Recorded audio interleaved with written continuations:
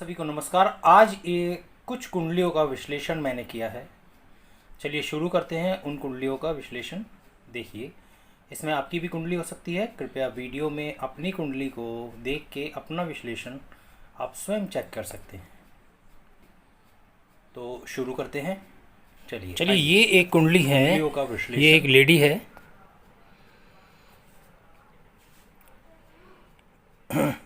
उसके बेटी है, उसके थ्रू ये जानना चाहती है कि इसके भाई होगा या नहीं होगा। तो जब इसको हमने देखा तो इसमें वृश्चिक लगन की कुंडली है ये। इनका प्रश्न है भाई होगा या नहीं होगा। तो जब इस कुंडली के हिसाब से हम देख रहे हैं तो जब इस कुंडली में हम देख रहे हैं तो जो इसमें है, ये जो लड़की है इसका चंद्रमा नीच का है। तो इसकी माताजी ने ये भी पूछा था कि ये लड़की क्या करेगी। तो इसकी कुंडली के हिसाब से जो है ये मंगली है, गज केसरी योग है, इसमें बुधादित्य योग है, शुक्र बलहीन है, नीच का है, पर नवमाश कुंडली में बली है। डॉक्टर बनने के योग हैं इस कुंडली में। इस कुंडली के अनुसार ये जो बिटिया है ये डॉक्टर बन सकती है, इसका योग है। और दूसरा बच्चा यानी कि इसका भाई या बहन होगा, मगर होगा ऑपरेशन से। जो समय होगा वो 1 मई 2022 से लेकर 1 जुलाई 2023 और दूसरा होगा 6 जून 2024 से लेके 2/11/2024 तक। ये एक कुंडली का विश्लेषण हो गया है, यानी कि इनका प्रश्न है भाई होगा या नहीं, वो होगा।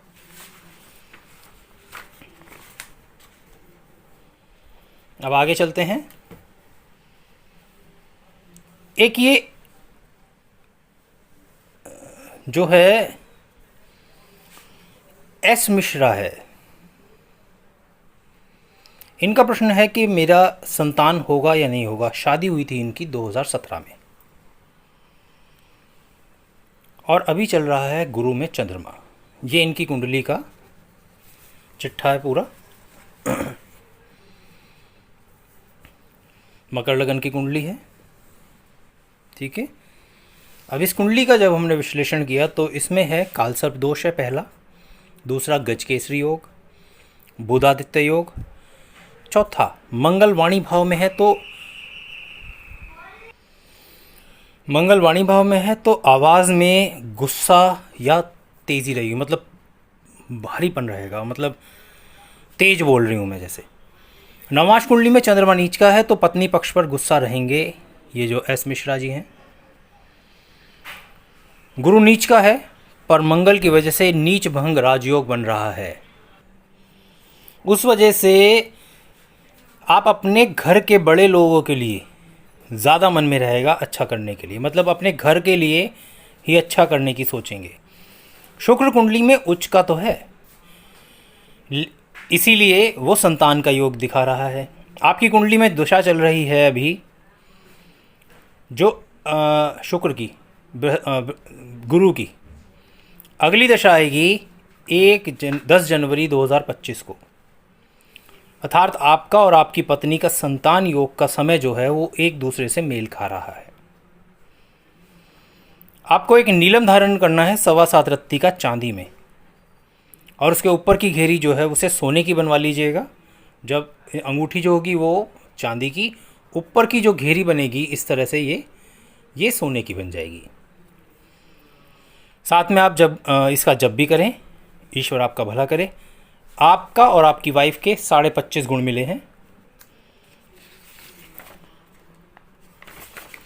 अगली कुंडली चलते हैं हम।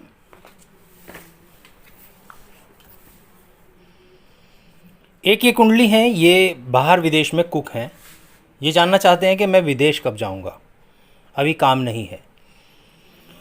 देखिए, कोरोना की वजह से अभी काम तो है ही नहीं, आपकी अभी दशा बदली है। चलिए, मीन लगन की कुंडली है। मीन लगन अर्थात मछली, जैसे मछली जल की रानी है ऐसे ही आप अपने काम के अंदर परिपूर्ण होंगे, संपूर्ण होंगे। अब इनका प्रश्न है विदेश कब जाऊंगा, काम नहीं है। अभी चंद्रमा की महादशा चल रही है, कब तक?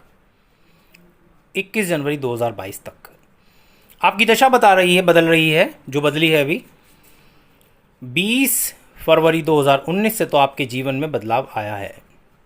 21 जनवरी 2022 से गुरु बृहस्पति की अंतर्दशा आने से गज केसरी योग जो आपकी कुंडली में है वो प्रारंभ हो जाएगा और उसके बाद आपका कार्य होना शुरू हो जाएगा।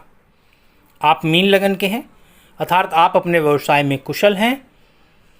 ठीक है, जैसे मछली जल की रानी होती है उसी प्रकार आप भी कार्य कुशल हैं। चंद्रमा मन का कारक है, जिसके कारण आप भी अभी जो है मानसिक रूप से परेशान रहेंगे।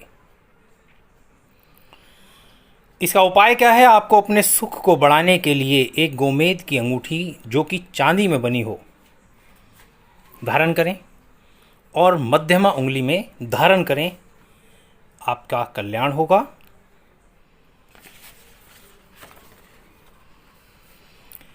एक ये कुंडली है जो अभी आपने मेल की देखी थी, ये उसकी वाइफ है पी मिश्रा। इनके 25.5 गुण मिले थे, ये दोनों का डिटेल है वो मैं आपको नहीं दिखा रहा। इनका भी है कि संतान कब होगी। शादी हुई थी 2017 में और शादी ठीक से चलेगी या नहीं। देखिए मिश्रा जी, आपकी कुंडली में अभी चंद्रमा में राहु की दशा चल रही है। कब तक? 6 जनवरी 2023 तक।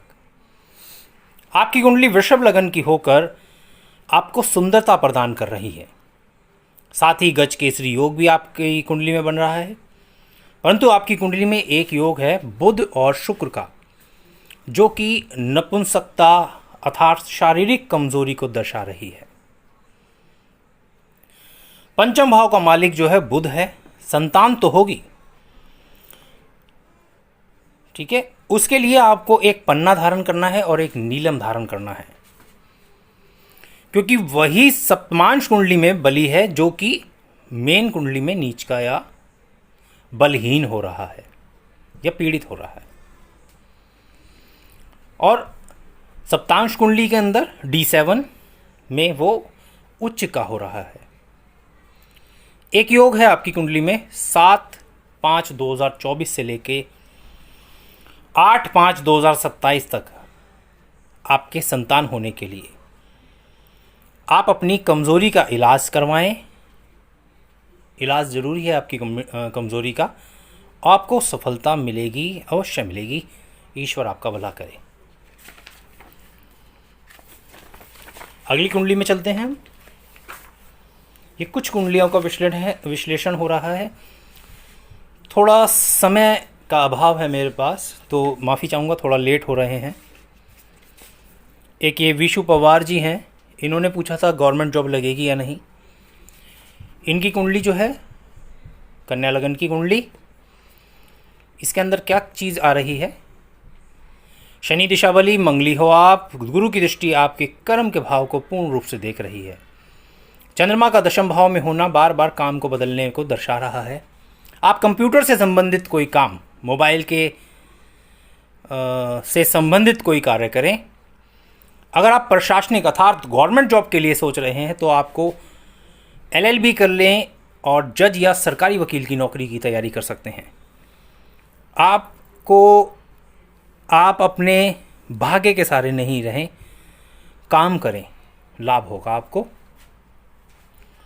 एक उपाय है आपका, आप एक 7.25 रत्ती का पन्ना धारण करें कनिष्ठा उंगली में और उसका जाप करें, और साथ ही एक चांदी का अंगूठी छल्ला जो है अपने अंगूठे में धारण करें, थंब में।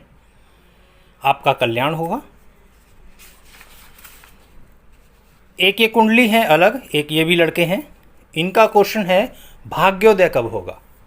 देखिए प्रश्न जो है अगर तार्किक हो तो समझ में आता है, पर ठीक है चलो। कुछ लोग होते हैं वो सिर्फ शौकिया के चेक कर लेते हैं जी हमारी कुंडली में क्या हो रहा है। तो इसमें इन्होंने पूछा है कि भाग्योदय कब होगा। मेष लगन की कुंडली है, मंगल उच्च का है, इनका दिशा बली भी है। मेष लगन के हैं तो आपका बलवान ग्रह है ये जो मंगल जो है आपका, और इसकी दशा ही आपको कुछ बना सकती है। आपकी कुंडली में बुध और शुक्र नपुंसक योग बना रहे हैं, जिसके कारण आपको परेशानी होगी। और इसी परेशानी से हो सकता है आप गुजर भी हो रहे हो, क्योंकि शुक्र की दशा है अभी। आपको अपनी लाइफ में चमक लाने के लिए गुरु का आशीर्वाद लेना पड़ेगा, अर्थात आपको अपने गुरु के समक्ष लाना होगा, बृहस्पति के। अभी इसका उपाय क्या चल रहा है आपके लिए, क्या उपाय है? शुक्र के दुष्प्रभावों को कम करने के लिए एक 5.25 रत्ती का पुखराज अपनी प्रथम तर्जनी उंगली में, पहली उंगली में धारण करें और इसके जाप करें। आपको सात्विक रहना होगा पूर्णता। मांस, मच्छी, अंडे, औरत, जुआ, शराब, ये सब चीज़ें छोड़नी पड़ेगी और बड़ों का आदर करना होगा, उनसे आशीर्वाद लेना होगा। आपका भाग्योदय, आपका पत्नी के साथ संबंध, ये सब अच्छे हो जाएंगे धीरे धीरे। अगली कुंडली लेते हैं हम।